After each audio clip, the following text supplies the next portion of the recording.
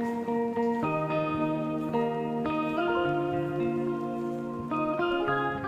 Swastiastu. Om Swastiastu. Om Swastiastu. Om Swastiastu. Om Swastiastu. Di sini, kami dari kelompok Jaipong 3A akan memaparkan materi tentang konsekuensi pelanggaran kesepakatan. Tetapi sebelum itu, izinkan kami memperkenalkan diri beserta anggota kelompok kami. Perkenalkan, nama saya akan Madi Utara Menusara nomor 27. Di sini saya sebagai ketua kelompok. Perkenalkan, nama saya Made WK Suara, nomor absen 25 dari kelas 11A2. Perkenalkan, nama saya Putu Kikandria Wilaksini, absen 40 dari kelas 11A2. Perkenalkan, nama saya Desa Gederati Dewi, absen 6 dari kelas 11A2. Perkenalkan, nama saya Madi Ida Januarta dari kelas 11A2, nomor absen 26. Perkenalkan, nama saya Nimade Rusta Pranyanita, nomor absen 31 dari kelas 11A2.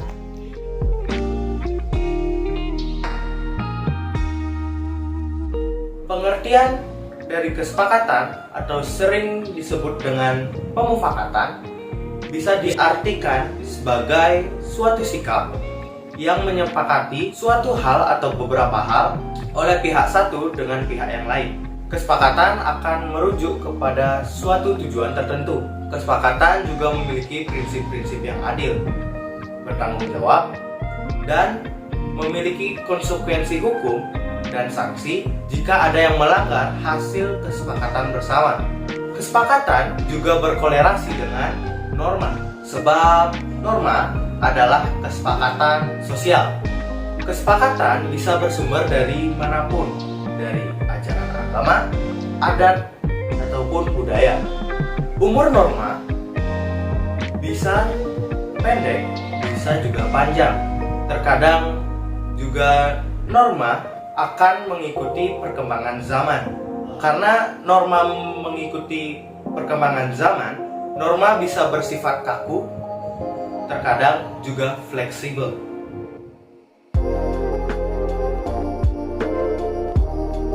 Jadi, apa kaitan antara norma dengan kesepakatan? Oke, jadi norma sendiri adalah sebuah kesepakatan yang dibangun oleh masyarakat.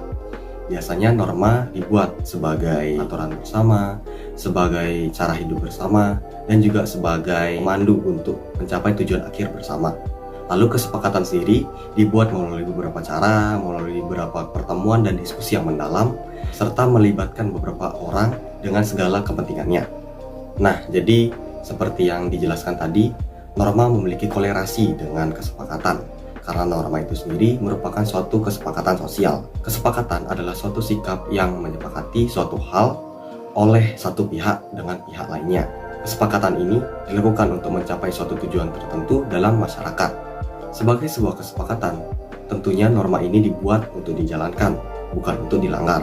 Itulah mengapa norma harus dibuat sebagai cermin dari kehendak bersama. Oleh karena itu, norma harus ditaati. Apabila ada yang melanggar suatu norma, harus siap menerima konsekuensinya. Konsekuensi bukan hanya terhadap pelaku pelanggaran norma, tetapi juga dampak yang ditimbulkan terhadap masyarakat. Seperti halnya tawuran. Sudah tentu ada kesepakatan umum yang menegaskan bahwa hal tersebut tidak diperbolehkan. Ada banyak dampak negatif yang ditimbulkan oleh perilaku massal tersebut.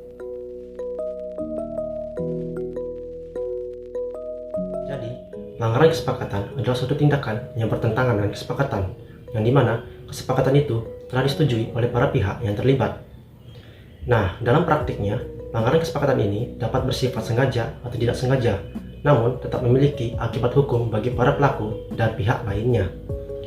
Nah, pelanggaran kesepakatan ini dapat terjadi di berbagai bidang, seperti politik, ekonomi, sosial, budaya, pendidikan, dan lain sebagainya.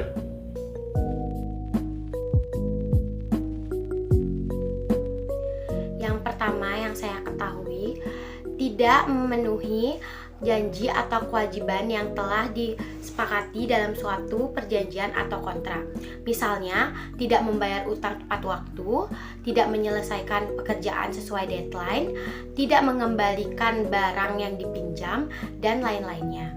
Yang kedua, melakukan tindakan yang merugikan atau mengganggu pihak lain yang telah bersepakat untuk bekerja sama atau hidup berdamai.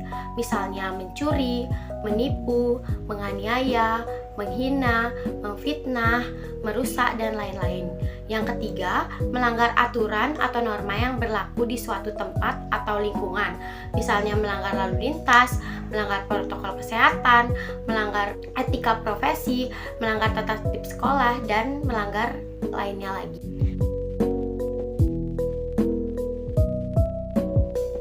Pelanggaran kesepakatan dapat menimbulkan konsekuensi tergantung dari jenis dan tingkat pelanggaran tersebut. Seperti yang kita ketahui, konsekuensi dibagi menjadi dua, yaitu konsekuensi hukum dan konsekuensi sosial. Konsekuensi hukum adalah hukuman atau sanksi yang diberikan oleh lembaga yang berwenang kepada pihak atau pelaku pelanggaran. Konsekuensi hukum dapat berupa denda, ganti rugi, penjara, dan bahkan hukuman mati. Yang kedua, konsekuensi sosial.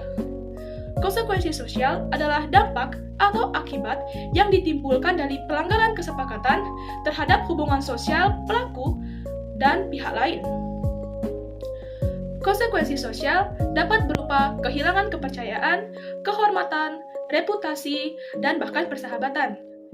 Konsekuensi sosial juga dapat menimbulkan perpecahan, perselisihan, kekerasan di masyarakat, atau konflik.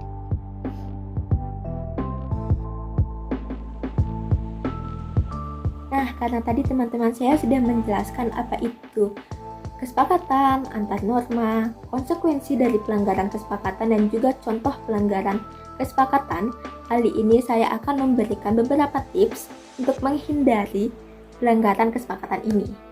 Nah, jadi yang pertama itu ada membuat kesepakatan secara jelas dan juga tertulis. Nah, tips ini itu dapat membantu kalian untuk menghindari adanya penafsiran atau kesalahpahaman antara pihak yang terlibat.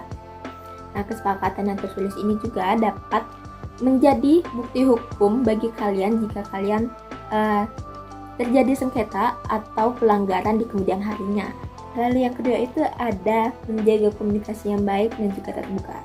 Tips ini dapat membantu kalian untuk membangun sebuah kepercayaan, kerjasama, dan juga saling pengertian antara pihak yang terlibat. Nah, jika kalian ada kendala atau masalah yang menghambat jalannya kesepakatan ini, kalian bisa memberitahu pihak-pihak yang terlibat dan juga mencari solusinya secara bersama-sama. Nah, lalu yang ketiga itu atau yang terakhir ini adalah menjaga integritas dan juga tanggung jawab. Nah, jadi tips ini dapat membantu kalian untuk menunjukkan keseriusan kalian, konsistensi kalian, dan juga profesionalisme kalian dalam menjalankan suatu kesepakatan.